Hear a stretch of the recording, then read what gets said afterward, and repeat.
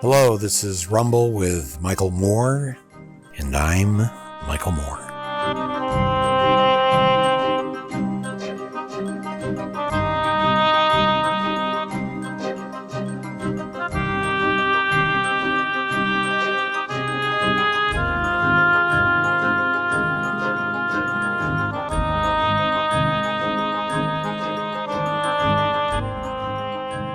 It's now been 7 days since I read one of the most shocking stories of the year on the front page of the New York Times last Sunday.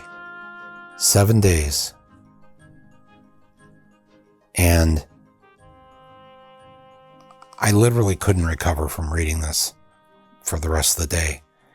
And I spent the rest of the week telling anybody who would listen, family, friends, people I work with, did you read that story in the front page of the Times on Sunday? Oh, well, which one? And then I'd tell them and they were like, no, that was in the Times on Sunday? I know, right?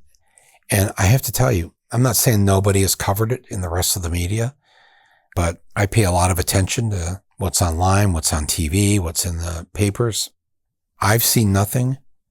There's been very little discussion of it on social media. I'm stunned. And maybe you haven't heard of it. And I want to tell you about it. And I'm going to post the link here on my podcast page so you can read it.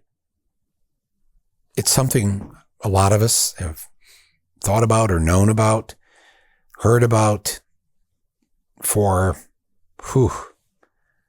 really 43 years. 43 years. Is that right? Jeez, what was I, a toddler? No, I'm older than that. But before I actually get into it, let me just sidestep a little bit here because it has something to do with something else I read this week. A wonderful column by the great left commentator, Thom Hartmann. If you don't listen to his radio show, his podcast, or read his columns, I encourage you to do so. And he had a piece this week that essentially began with this thought that we really haven't had a Republican president since Dwight D. Eisenhower who was not a traitor. Now, I know that's strong language. I know maybe you're trying to go through who are these Republicans.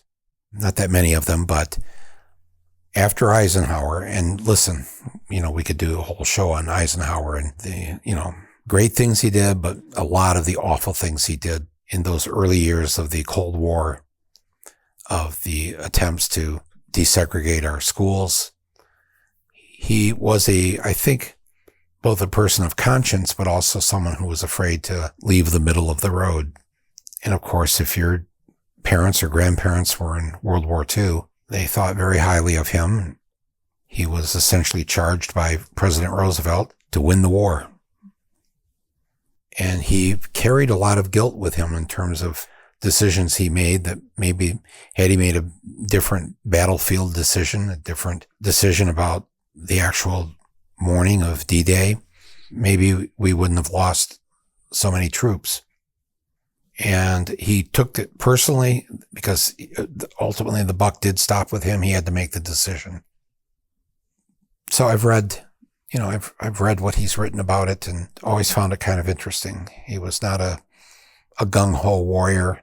Let's just go kill everything in sight. He was not that way. And the Allies defeated the Axis powers, the Nazis in Germany, Japanese, the Italians, Mussolini. And so a grateful nation elected him president in 1952. And so throughout the 50s, even though, again, people of our political ilk maybe disagreed with him and disagreed strongly with him on many things, nobody would ever, I think, refer to him as a traitor, as a person who committed treason.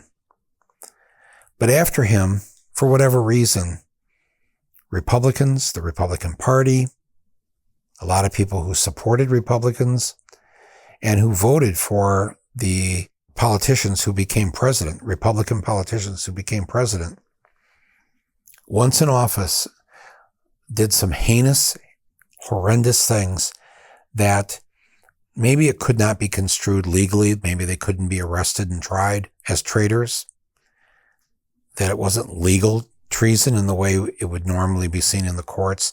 But I think to any of us civilians, what we would consider an act against the people of the United States of America, actions done in our name, were immoral, were probably illegal, actions that hurt us, that set us back, that never allowed us to become the America I think a lot of people had hoped we would be. And Republican president after Republican president did things that were not in the best interests of the American people. And I'm not saying because I disagree with them politically. I'm saying these individuals committed heinous acts against the people of the United States of America and were never held to account for it, never faced an indictment, a trial, or a prison cell. So let's just quickly review this so I can get back to what happened this particular week and what may happen this coming week. But I'm going to be talking about two different Republican presidents here in that case. So before we do that, let me just thank our podcast underwriters for today.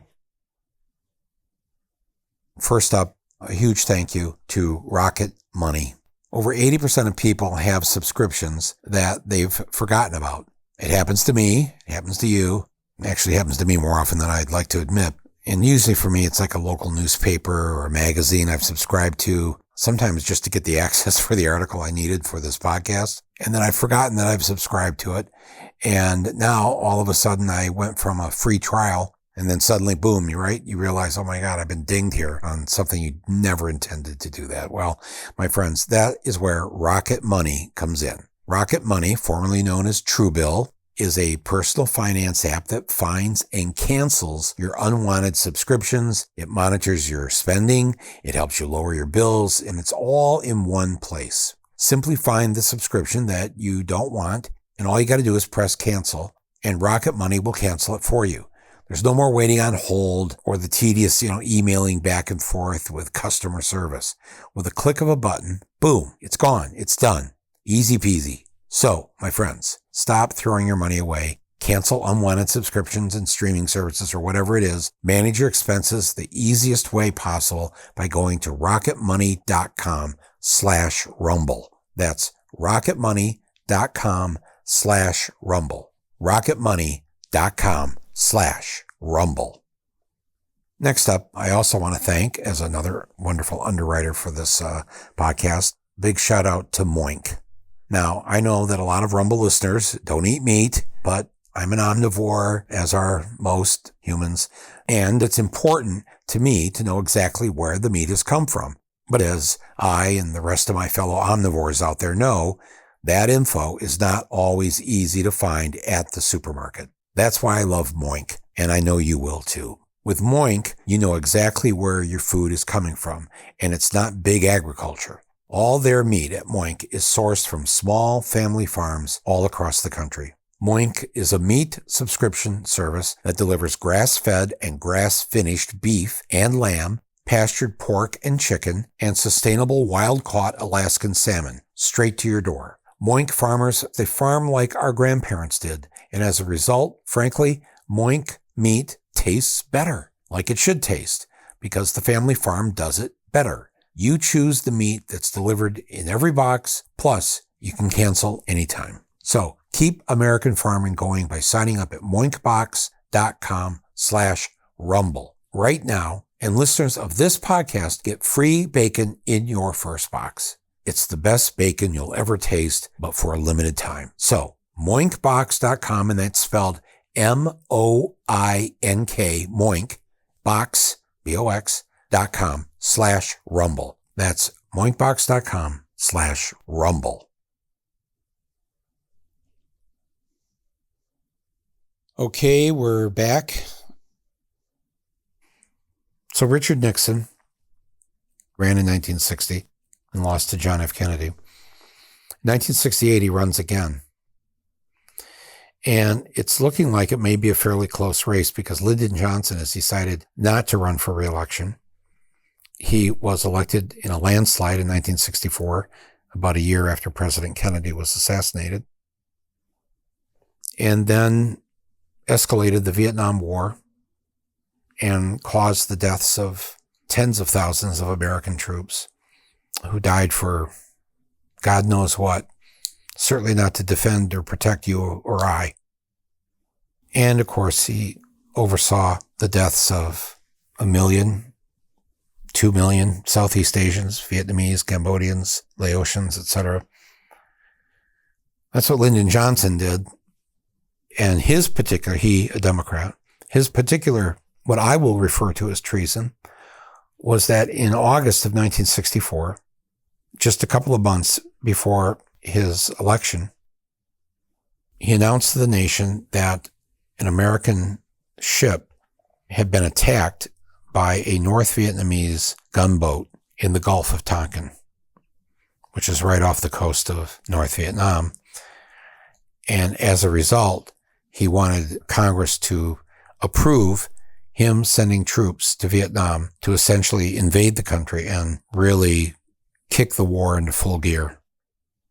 A day or two later, all but 2 members of the United States Senate who voted in favor of sending us to Vietnam. But it was a lie. We later found out that no such incident as was described to the nation took place in the Gulf of Tonkin. The resolution in the Senate is referred to as the Gulf of Tonkin Resolution. And so from the get-go, what would eventually be over 500,000 troops were sent to Vietnam, and that's 500,000 at one time. So there's many more troops that went to Vietnam and engaged in a vicious, brutal war with the Vietnamese people. Again, people who had not attacked us and who posed no threat to any citizen of the United States of America. But from 1964 until the Vietnamese finally won and defeated us on April 29th and 30th of 1975, when we had to go running, scurrying out of the capital of South Vietnam, Saigon. Nearly 60,000 American troops were killed in that war. And between the years of Johnson and Nixon, who was elected in 68, we ended up slaughtering, well, they'll never have an exact count. I've read all sorts of numbers, and they vary between 2 million and 4 million Southeast Asians, which includes the Vietnamese people, Cambodians, Laotians, etc. So what was the treason that Richard Nixon committed? Lyndon Johnson was desperate to get out of Vietnam and end the war that he essentially started, even though we had troops in Vietnam from Truman through Eisenhower and then Kennedy. But the war itself, the war that we know as the war, that was Lyndon Johnson's. And by 1968, some 4 years later, he realized this colossal mistake he'd made. And this is how he would be remembered. He would not be remembered primarily for the incredible civil rights legislation that he got passed in Congress and signed into law. He would be remembered for 60,000 American deaths that were senseless and without purpose. So, in the months leading up to the 1968 election, his vice president, Hubert Humphrey, was running on the Democratic side of the ballot. He wanted to help him by ending the war. Nixon was hoping that Johnson would not pull off such a feat and that the war would continue, because Nixon ran on a platform of he had a secret plan to end the war and he would get us out of Vietnam if elected. Of course, he did no such thing. He served a full term of 4 years and ran again in 72, having not ended the war. The first peace treaty that was signed did not take place until after he was inaugurated for a second term in January of 1973. And then we were still in there and the war was still going on for another 2 years until 75. So what Nixon did in the months leading up to the election in 1968, he had his people convince the South Vietnamese, the dictatorship that we supported, the southern part of Vietnam, to not join in any peace talks to end the war. And Johnson had convinced the North Vietnamese to come and sit at the table. They were going to have hold these peace talks, I think, in Paris. And the North Vietnamese agreed to come to the peace table. I believe the Chinese were involved in some ways, perhaps the Soviet Union even. The parties on the other side, our so-called enemies, were willing to talk peace. And if they succeeded in ending the war, which is what Johnson wanted them to come to the table to do, that would be the end of that. Well, that would also cook Nixon's goose, and he would probably, the election was going to be very close. It ended up being very close. And so Nixon was successful in convincing the South Vietnamese dictator and generals not to go to the peace talks. And by them not being at the peace talks, there could be no peace talks. And in pulling that off clandestinely, American people knew none of this was going on. Didn't learn about it till years and years later. He got what he wanted. And the American people, by an extremely slim margin, voted him into office on the promise that he would end the Vietnam War. To hold conversations and talks and to make a secret plan like that behind the backs of the American people, behind the backs of Lyndon Johnson and the government. And Johnson, he had already been told by the CIA and the FBI, because they spy on everybody and they were spying on Nixon. They said, Nixon and his people, they're secretly talking to the South Vietnamese government to make sure they don't participate in any peace talks so that the war will continue, because that's how he's going to get elected. Johnson knew this. The FBI and the CIA played him the tapes of the Nixon and the Nixon staff phone calls. Johnson called up Everett Dirksen, the senator from Illinois, Republican senator, saying, this is treason, right? They're doing this. And Dirksen was, yes, that's exactly what it is. But, he was a Republican, couldn't do anything about it. The election was probably just days or weeks away. And Nixon wins. Nixon wins. And of course he does. This is 1968. The war doesn't finally end until 1975. So that's the first Republican president after Eisenhower that commits what I think a lot of people would consider an act of treason. Doing something not in the best interest of the American people. In fact, causing the war to continue longer, causing the deaths of Americans in Vietnam, just so he can get elected. Of course, they began impeachment proceedings against him for Watergate after he was inaugurated, beginning in the summer of 73. And by the summer of 74, he saw the writing on the wall. He saw that they had the votes to impeach him, remove him from office, and he resigned in August of 1974. And the person who replaced him was a vice president he had just appointed to fill the shoes of his first vice president, who was indicted for corrupt criminal activities, Spiro Agnew. Gerald Ford became vice president, a congressman from Michigan. And he wasn't in office for maybe a month in 1974 after Nixon's resignation. Ford went ahead and pardoned Richard Nixon, not just for the crimes that we knew about from the Watergate hearings, but for any and all crimes he might have committed in office. Just a blanket pardon. Was this in the best interest of the American people? They tried to play it like that. Oh yes, we've been through so much, Vietnam, Watergate. Ford just wanted the country to be at peace and to forget about all the nasty stuff that Nixon did, that Johnson did, whatever. And so he pardons him. Well, as we learned, Nixon was up to a lot of other criminal activities.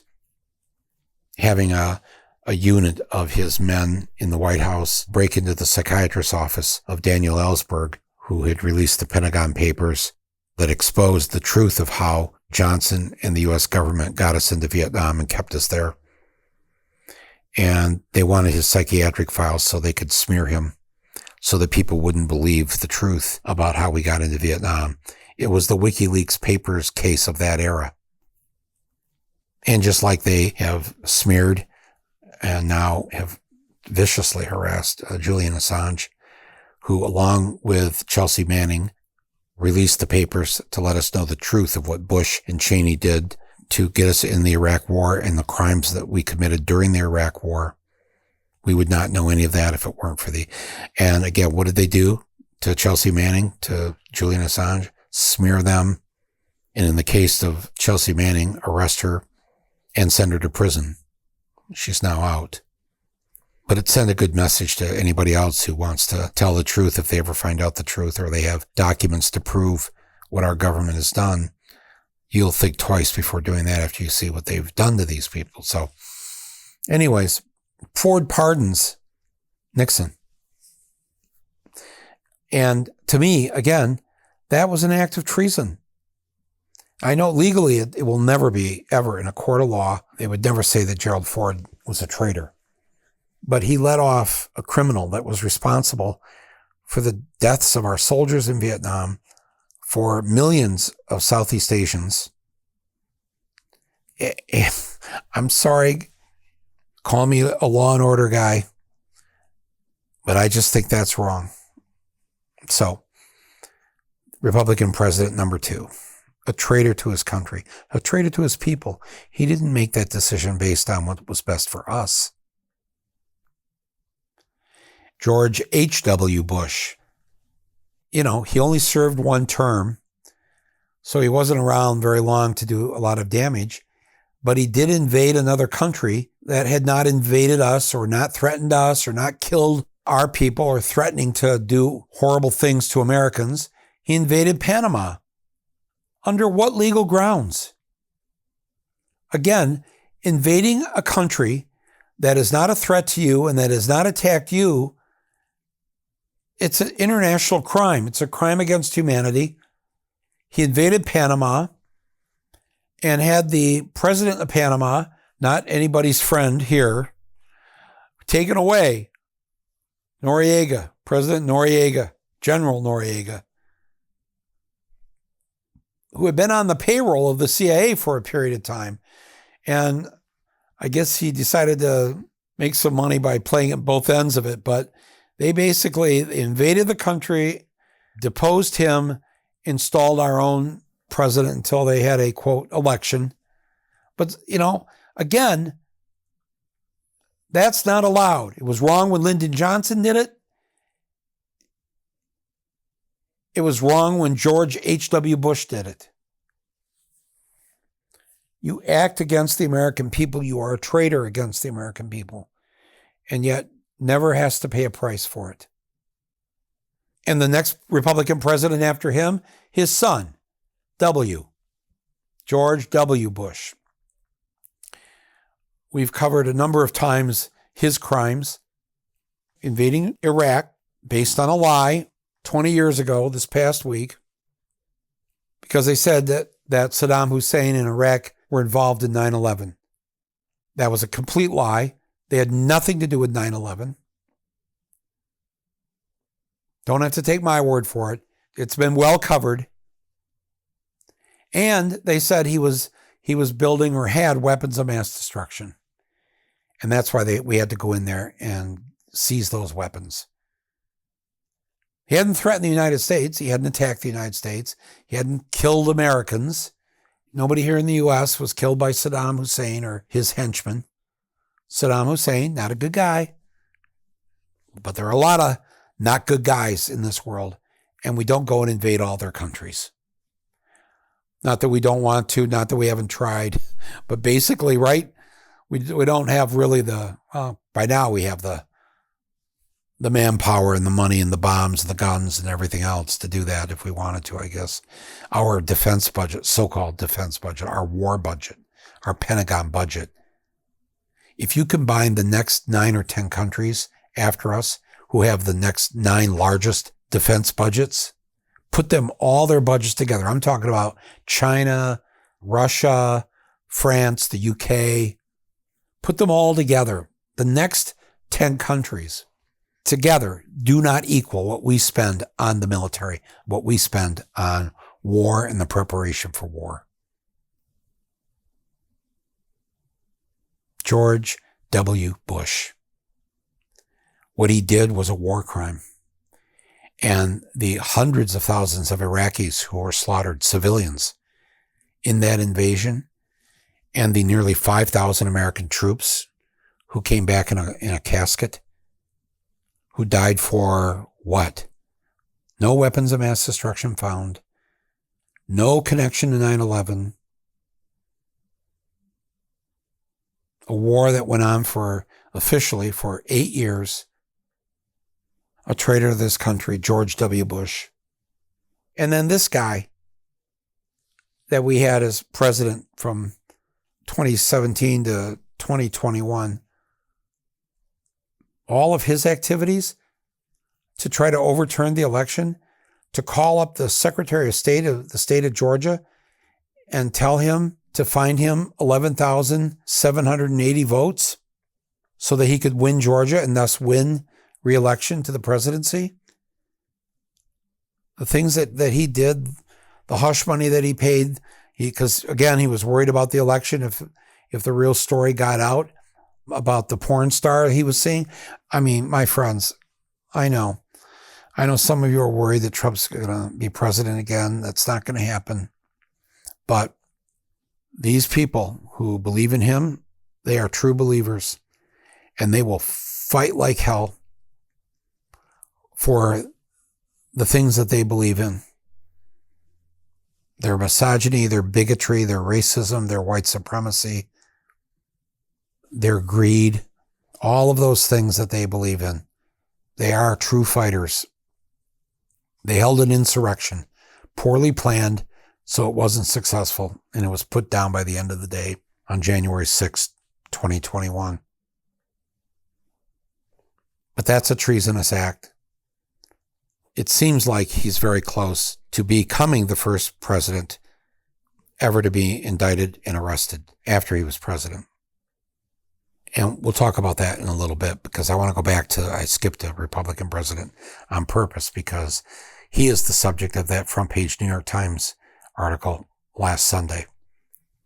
And that is Ronald Reagan. In 1979, President Jimmy Carter allowed the Shah of Iran to come to the United States for medical treatment. The Shah was the right-wing dictator of Iran, and their revolution was about to happen. And sure enough, once he left the country, the people revolted, and the Ayatollah Khomeini came in and became the leader of the country. And then a group of Iranians stormed the American embassy and took a number of hostages, American hostages, and put them in jail, essentially. They weren't really arrested by any legitimate police. They were taken and blindfolded and taken away because they were Americans. And they ransacked the embassy, and that was the end of that. And for a year, Jimmy Carter tried to negotiate with the Iranians to get these hostages released. These are mostly embassy workers in Tehran, the capital of Iran. And he was not successful. What we learned last Sunday, though, is that Carter was actually very involved and had already convinced the prime minister of Iran to release the hostages. And now it was just a matter of trying to convince the spiritual leader of the Islamic Republic of Iran. So they were working very hard at this because Carter, of course, being up for re-election, this was definitely going to hurt his chances of getting reelected. But if you know anything about Jimmy Carter by now, who sadly is in hospice and probably in his final weeks of life, he was the kind of person that would probably do anything to release anybody who was unjustly accused or unjustly imprisoned. His attempts to get them out of there, while he knew it would certainly help his re-election chances, that was not his primary motivation. We all know who Jimmy Carter is by now. So, well, Ronald Reagan and his people were running against Carter, And in the months leading up to the election, Reagan was very afraid that Carter would succeed and get the American hostages released. And here is what we learned. I'm not going to read the article. I'm just going to give you the basic headlines of it. But I'd love for you to go to the link here on my podcast page and read this horrific story. The Times reported last Sunday that John Connally, the former governor of Texas, John Connally, who was in the motorcade when President Kennedy was assassinated, and he himself was shot, but not killed by the assassin. He lived. And he went on to, he was a Democratic governor of Texas, but he decided to become a Republican a few years after the assassination and was a big supporter of Ronald Reagan. And he and Ben Barnes, who was the lieutenant governor, the Democratic lieutenant governor of Texas, but who also was very close to Connally and loved Reagan, decided they needed to help Reagan get elected. If Carter was successful in getting these hostages released before the election, that could guarantee a victory for Jimmy Carter. They wanted to make sure that didn't happen. So in the summer of 1980, before the election, Connally and Barnes take a trip to the Middle East, and they visit a half a dozen Arab countries and meet with the leaders of these Arab nations, kings, the presidents, whoever they were. They met with them, and their one request was this: please do your best to convince the Iranians, do not release the hostages before the election. Keep holding them in prison. And if you do that, and if Ronald Reagan wins, you're going to get a sweet deal from him. And we're talking about weapons, other sorts of help that they needed. Reagan would be there for them. That was the deal. And sure enough, the hostages were not released. They were held until 1 minute after Reagan took the oath of office. Exactly 1 minute on January 20th, 1981, Inauguration Day. As soon as he is sworn in, the Iranians released the hostages. The deal was cut.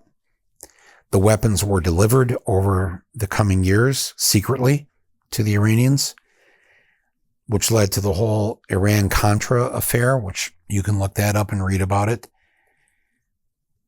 This is Ronald Reagan, this Republican, giving weapons to a sworn enemy of the United States simply to get elected, to hurt Carter's chances, to sabotage Jimmy Carter's election chances. As I read this, and I thought, first of all, oh my God. So Reagan, and it wasn't, and it also wasn't just Connally. There was a story that did come out in 2013 about William Casey, who was Reagan's campaign manager. And after he was elected, Reagan named Casey the director of the CIA. Reagan sent Casey to Madrid, also in the summer of 1980, before the election, to meet with high-level Iranian officials to, the same thing, convince them, keep the hostages imprisoned until we're inaugurated, and you're going to get a good deal from us, mainly in the form of these weapons. So there's other evidence of this. It's not really the first time that this story came out, but the detail that's in this Time story is so sick. And the Times was very careful in the story to point out that because Reagan's dead, they couldn't verify this with him. And because Connally's dead, they couldn't verify this with him. But Ben Barnes was alive. He's 85 years old, former lieutenant governor of Texas, who was on the trip with Connally to meet with these Arab leaders to convince them, to convince the Iranians to keep the hostages in prison. And he also provided the names of people he did tell the truth to, right when this was happening, after he got back from this trip.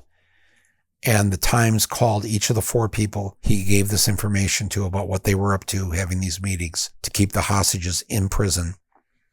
And all 4 of them verified that is the story that Barnes told them in the months or years after the trip. That is the story he told them and swore them to secrecy. And Ben Barnes is also known for being the man, the well-connected Texas politician who got George Bush out of having to go to Vietnam. He was able to convince the Texas Air National Guard to accept Bush so that he could stay in Texas and not be drafted, not have to go to Vietnam. That's Ben Barnes. And the reason Ben Barnes has come forward to tell the truth about what happened on that trip he took with Conley to the Middle East is because when he heard that Jimmy Carter was dying, that he was in hospice, he did not want President Carter to go to his grave not knowing the truth about what was done to him, the sabotage that Reagan and his people did to his campaign, his chance to be reelected in November of 1980. And so just for the purposes of his own conscience, Ben Barnes, although Carter had written about it and talked about it and long suspected that he was the victim of what Reagan called his October surprise, which was Reagan doing his best and succeeding in keeping the hostages in prison in Iran. He didn't really have the proof that he had hoped would come to him during his lifetime. And now in his final days, I guess, the decent thing is maybe that he gets to leave this world with the person who participated in sabotaging his campaign coming forward and admitting it. And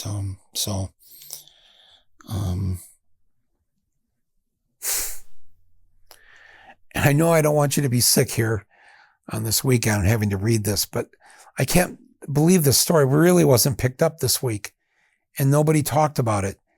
And here it is. And a lot of people have suspected this over the years, but right here, here's the story. What American would do anything to make sure that dozens and dozens of American citizens who are unjustly imprisoned be kept in prison? These hostages were kept in prison another, 7 months? Their freedom not given to them, a freedom that Jimmy Carter was negotiating their release and already had the Prime Minister of Iran on his side to release the hostages. Who would do that to a fellow American? Who would scheme to keep people who should not be imprisoned in this foreign country imprisoned? Who would do that? Well, somebody who wanted to get elected president, Ronald Reagan. It was a treasonous act. I mean, just step back from it and look at this. And again, I am not making a partisan statement here. I've already explained that it was a Democrat that got us into Vietnam. I will call out the Democrats every single time. And you know that. If you know me, if you've known my history, if you've seen my films, I am relentless about the people that are supposed to be on our side. In some ways, it's worse when they act like the Republicans, like the fascists, like the, racists. But this activity by Reagan and his campaign workers to keep the hostages in prison in Iran because it will help his chances of getting elected. Anybody who's listening to me right now, tell me that is not a treasonous act. Tell me that is not the act and the work of a traitor who didn't act in our behalf, to our benefit, to protect us. He acted to not protect the hostages, to keep them in harm's way so that he could get elected. Someday, this story will be in every history book. It ain't going to happen now. Not the times that we're living in. I just had an idea here, actually. We should we should, some of these hostages have to be alive still, right? So this is 43 years ago. Yeah, there had to have been some in their 20s and 30s. They're still alive. Certainly their family members are. Their kids who had to not have their father or mother there while they were being held in Iran. Spouses maybe are still alive. You know what we should do? We should contact.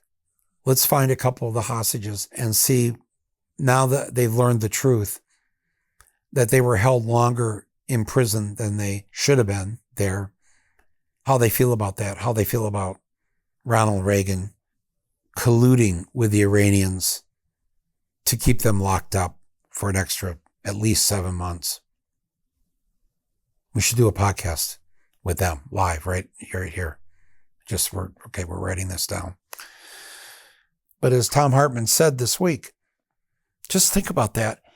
Every Republican president has committed what we civilians would call an act against the people of the United States of America, has acted as a traitor against us, the people.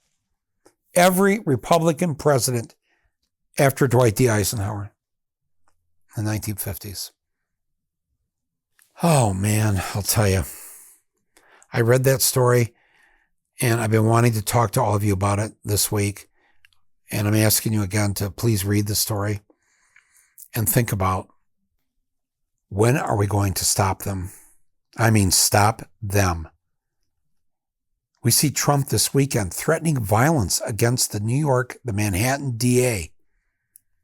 If the DA arrests him, Alvin Bragg, he's calling for violence again, calling for another uprising, posting a picture of himself, Trump, holding a baseball bat and pointing it like he's swinging it at a picture beside him of DA Alvin Bragg.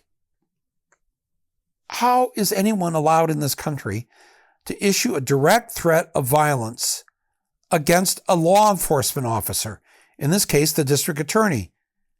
The district attorney is essentially like the top cop. He's the guy that's supposed to put the bad guys away. Of course, we know the system we have. They've essentially been the puppet masters of a mass incarceration system that is horribly racist and classist and needs to be undone. But that's for another podcast and another day. But you've seen this over the weekend here since Thursday.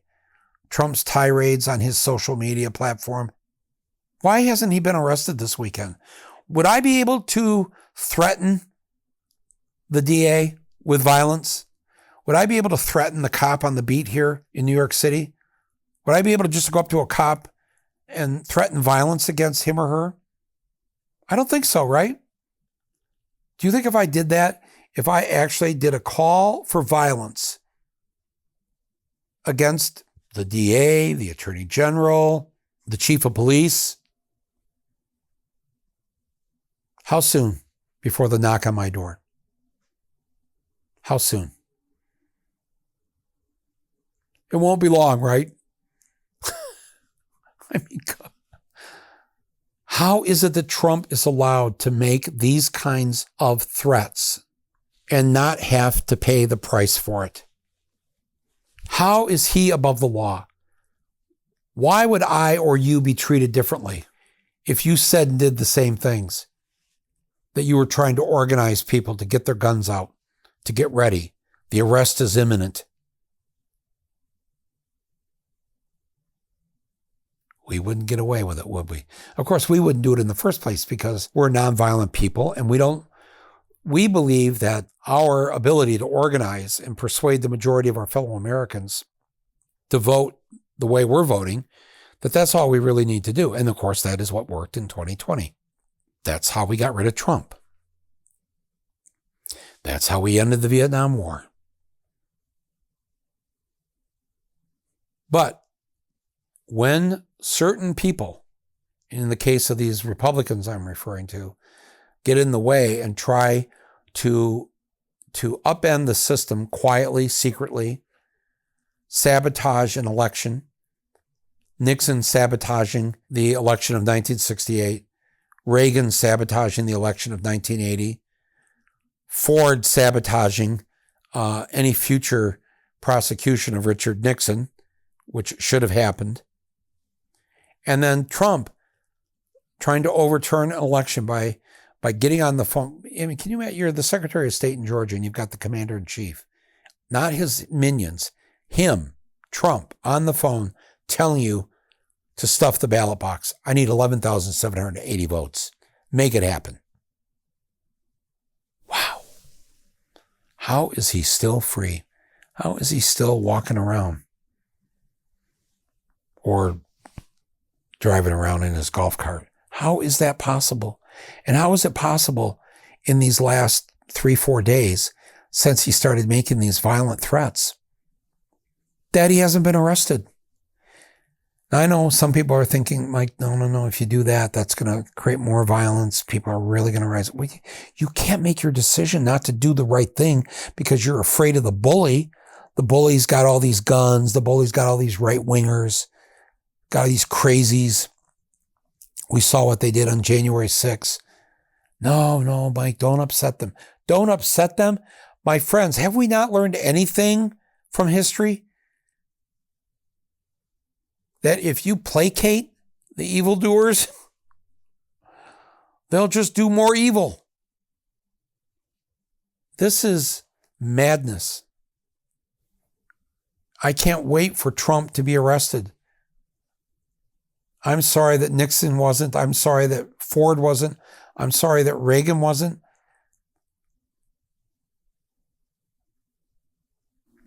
One traitor after another. Yes, we have to take care of Trump this week, but we have to really take care of this Republican Party. Now they're even worse. Now they've even forgotten some of the good things that they might have stood for way in the past. They like to call themselves still the party of Lincoln.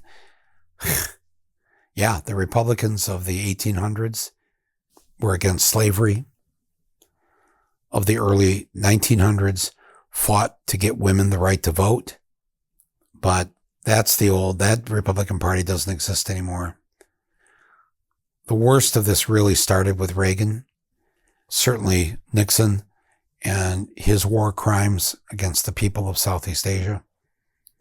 And then what Reagan really did to really hurt this country economically, his attempt to destroy the unions, working people, etc. We're not going to get into all that today, but I just thought that I was glad that Thom Hartmann pointed this out, that since Dwight Eisenhower, every Republican president we've had has committed these acts of what in any other civil society would be called acts of treason, acts against the people of his own country, acts that to benefit himself. We have a presidential election next year. Every member of Congress is up for re-election next year. I know, it's stunning to think about it's that soon again. But that's why we have work ahead of us, my friends. They haven't gone away. They haven't succeeded on the mission they've been on for the last 60 plus years. But there are more of us than there are of them. Never forget that. We know the work that we have to do. Please read this story of what Reagan and his people did to Jimmy Carter to sabotage his chances for re-election. Please read it. The link is here. Front page of the New York Times, last Sunday on the 19th of March, 2023. And then let's do the work that we need to do. The bullies must not win. I want to thank a couple of other underwriters here before I leave you today, and then I'll be back with a closing comment here. And first up, that is Shopify. If this isn't your first time listening to Rumble with Michael Moore, you've likely heard me talk about Shopify because they are a longtime supporter of this podcast. Shopify is the commerce platform that has helped millions of online and brick and mortar shops worldwide, including mine. Mine, of course, being the Moore Store, which is an online shop that I started a couple years ago to raise money for causes I care about. Shopify was instrumental in helping me launch the More Store, where you can, get your t-shirts and ball caps and all the Rumble gear. And now part of the proceeds of that, for every one of those coffee mugs and hoodies and whatever that are sold, goes toward groups I support, like one that is helping to bring civics classes back into our public schools, and another group that is helping to end voter suppression.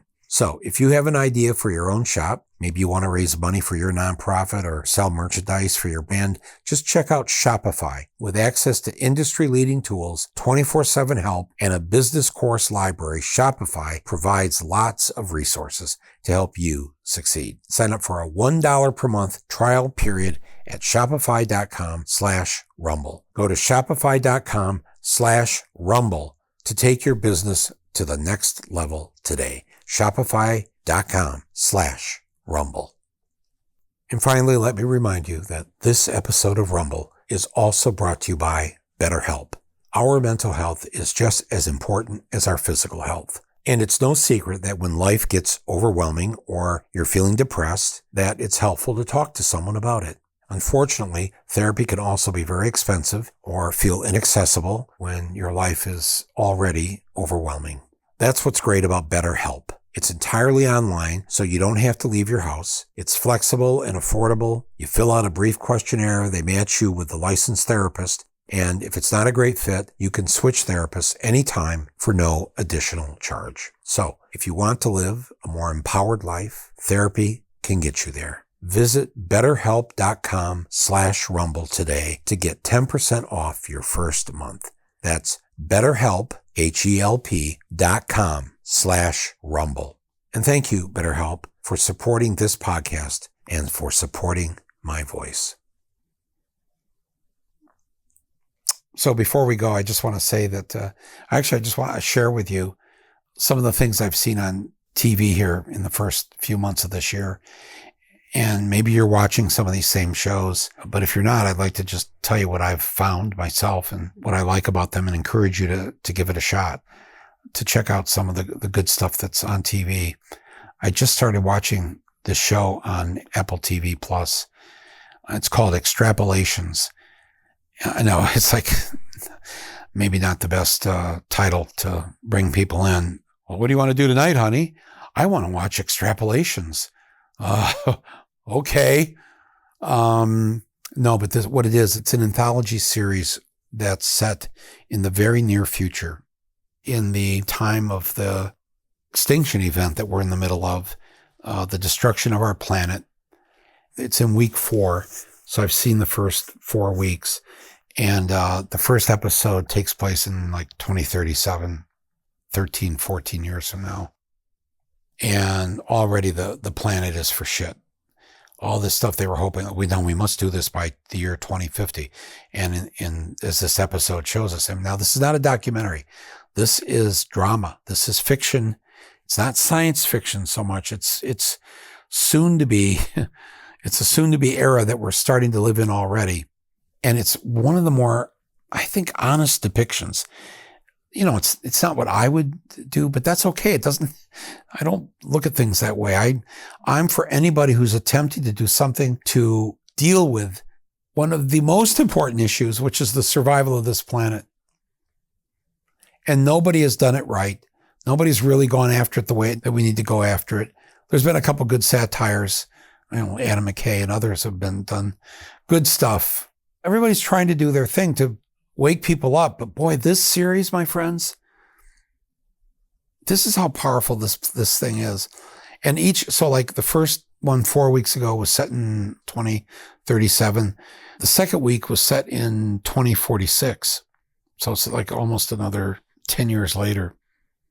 And then 2047, the next one was just a year later. And then this last one I watched here this weekend was set in 2057. And they each deal with different things that are going on the planet Earth.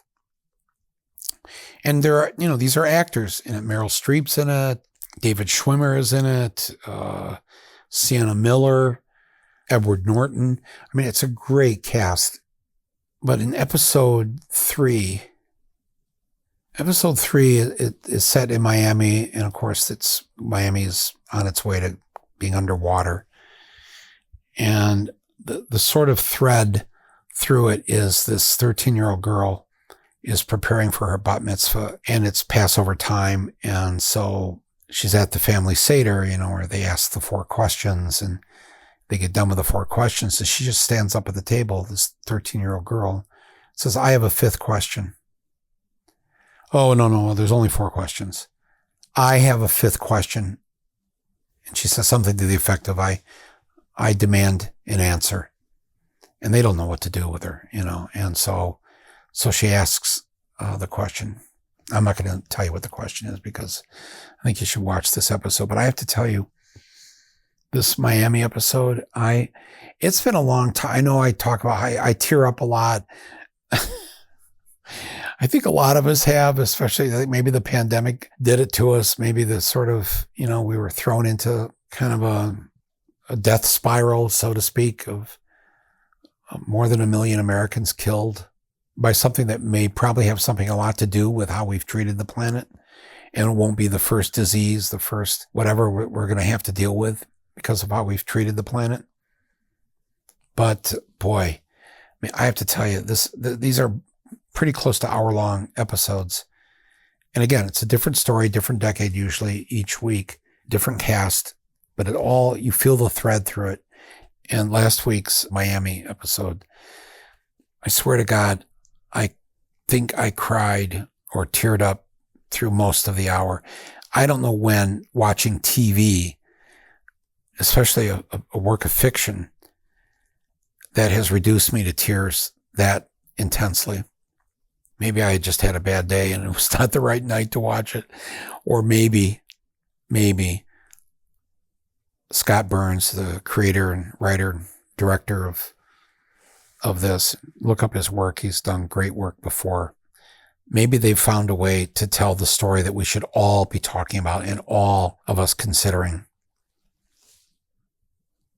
One of the great things they do in all these episodes is point out the billionaires, the new billionaires, the quote environmentalist billionaires who have invented new technologies or whatever, and their technologies are going to stop the destruction of the earth. But of course, they're really just hustling and scamming the public to make $1 billion. They don't pull punches here with this. I don't know. Check it out. It's called Extrapolations. It's on Apple Plus TV if you have that or can afford it, or you can get one of those free trial subscriptions. But boy, I really encourage you to watch this.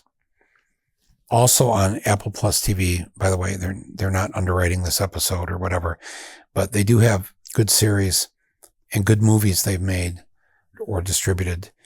If you want something a little lighter, they have a half-hour comedy, not ha-ha comedy with a laugh track, but like a smart comedy called Shrinking. And it's about this shrink practice, these 3 psychologists. I won't tell you anything more about it other than it's just really, really good. It's smart. It's got heart. It's got the right kind of hope, not the drug hope that we call hopium. They ended their first season. There's 10 episodes. It's absolutely incredible. Another series that just ended their first season, The Last of Us on HBO. Wow. I really want to encourage you to watch this. It is a little bit of science fiction. It assumes that a fungus has taken over the earth and kills most of its people, but not all of them. And the particular storyline of this first season is there's a 14-year-old girl who seems to be immune to the fungus, and they want to figure out what can they find in her blood or whatever that could help them create a vaccine to protect the public or whatever. And she has to go on a journey across the country from Boston to Wyoming, where they're going to secretly try to figure out how she can help them with her immunity. It's so powerful. Now, if you watch just the first episode or 2, it's going to look like a HBO version of The Walking Dead. It is not that. Now, I love The Walking Dead, but I know a lot of you are not going to want to tune into a zombie series. But the fungus does make a lot of the humans, especially the dead ones, go a little crazy. So you see a lot of that in the first episode or 2. But I think the writers and the producers of this must have decided that we have a much smarter show than that, and we have a show about humanity. If you want to even skip the first 2 and maybe just do just read about the story of the fungus and how it took over the earth, go to episode 3. I've seen critics write it's one of the best episodes of any show ever that's been on television. I mean, that might be a little bit of hyperbole there, but if you just start with episode 3 and the story of these two guys and their relationship in this town where everybody else had escaped, boy, oh boy, oh boy. The show will have you then. And there's very little of the fungus zombie thing after that. I mean, it's there. It's a threat. But the rest of what the show is saying, and the fact that this actress who plays this 14-year-old girl, this girl is like a one-woman army fighting off the scary and corrupt humans who oftentimes would like to see her dead. If you have teenage or tween girls, they should watch this series. The girl power nature of this is so incredible and a great thing to watch. It's called The Last of Us. It's on HBO. All right, enough about TV. I know, Mike, you gave us all this heavy stuff and then you end on TV. I know. I should probably close. How about this? Tonight, if you're listening to me here on Saturday, this is the Earth Hour Day around the world. You know what this every year for 1 hour, we're supposed to turn our lights off to show that we believe that climate change is real. Well, we're so beyond that, my friends. We all know it's real. Those who don't know it's real, you're never going to convince them.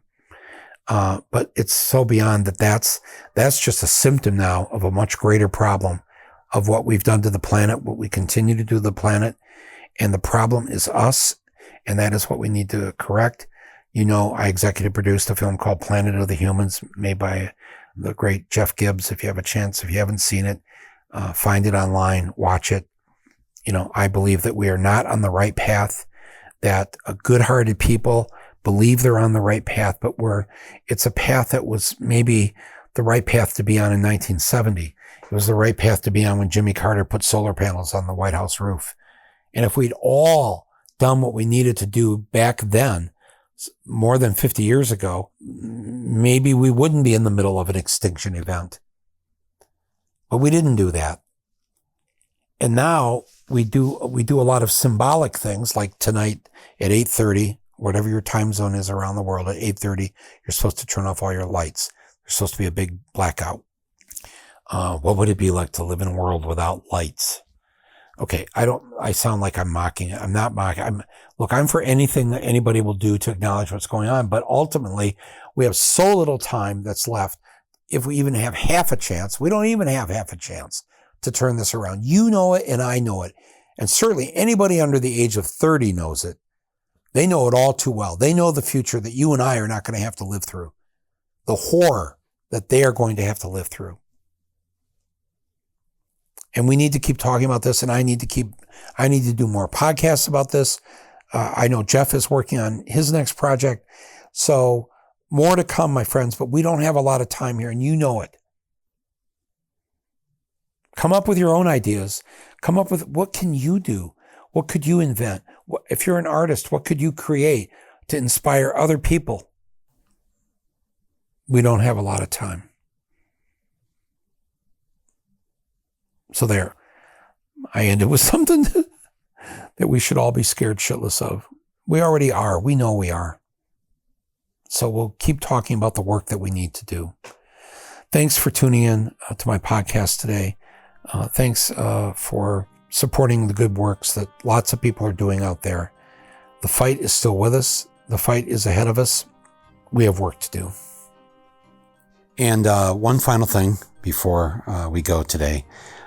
This weekend is the 20th anniversary of us receiving the Academy Award for Bowling for Columbine. So I thought what I'd do to celebrate this moment is to make the film available this week for all of you, or anybody you know that hasn't seen it. Make it available for free. So the link is on my podcast page here, or you can just go to michaelmoore.com and you'll see in my Substack column for today the link to watch the movie for free at home. We're very grateful for all the support over the years from all of you.